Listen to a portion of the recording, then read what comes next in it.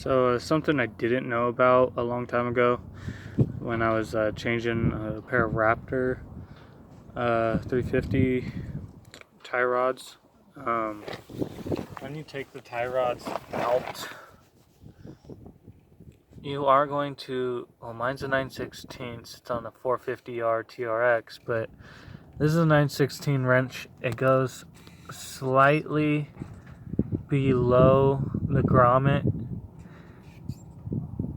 in your little cushion, and then you torque it. Do not squish this up and down. Don't be making oil come out of it. If you do, it's fine, but it's not, just lube it up, put some oil in there again or something, I don't know, but just, yeah, get your 9/16 wrench out, and then start torquing.